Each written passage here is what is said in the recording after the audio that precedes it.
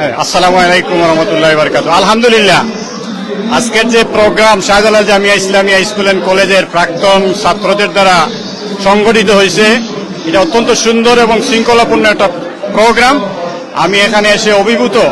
Shahjalal Jamia Islamia school and college যে উদ্দেশ্যকে সামনে নিয়ে প্রতিষ্ঠিত হয়েছিল, সেটা হচ্ছে যে আধুনিক জ্ঞান বিজ্ঞানের পাশাপাশি মানুষকে নৈতিক শিক্ষায় শিক্ষিত করে একজন আদর্শ মানুষ হিসাবে গড়ে তোলা।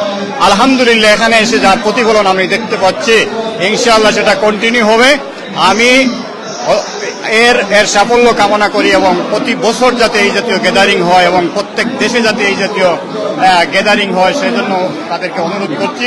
সবাইকে অসংখ্য অসংখ্য ধন্যবাদ দিয়ে, মুবারকবাদ দিয়ে আমার আরেকটা প্রশ্ন, আমরা ওই জেনারেশনের আপনাদের কাছ থেকে আমরা শিক্ষা পাইছি, আপনারা খুশি আছেন যে আমরা এই অবস্থা দেখিয়া ওই মানে আমরা আপনার নেক্সট জেনারেশনে কিভাবে গাইড করতাম, কারণ তারা তো একটু অন্য দেশও আছে।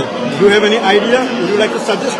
ইনশাআল্লাহ ইনশাআল্লাহ এখনকার জেনারেশন আমাদের থেকে এই জেনারেশন একটু অ্যাডভান্স। এর পরের যে জেনারেশন, আলহামদুলিল্লাহ তারা অত্যন্ত শার্প ব্রেইনের অধিকারী, কিন্তু তারা থাকতেছে পশ্চিমা কালচারে।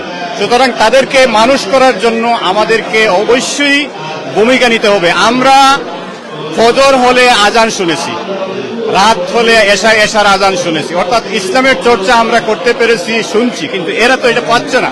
এটা আমাদেরকে করতে হবে। আমাদের প্রথম দায়িত্ব, নৈতিক দায়িত্ব হচ্ছে আমাদের পরিবারগুলা গঠন করা, এদেরকে নৈতিক শিক্ষা দেওয়া, ইসলামী শিক্ষায় শিক্ষিত করা, কোরআন হাদিসের সাথে সম্পৃক্ত করা, এবং বিশেষ করে এফেক্ট যেটা, এই এফেক্ট থেকে আমাদের বাচ্চাদেরকে রক্ষা করার জন্য আমাদের মা বাবা যারা আছি আমরা এখানে সার্বক্ষণিক তাদেরকে এই শিক্ষাটা দেওয়া, যে মুসলমান হিসাবে একজন মুসলমানের দায়িত্ব কি, এই বিষয়টা কতটুকু ক্ষতিকর, এটা আমাদেরকে অবশ্যই। ধন্যবাদ জানাব।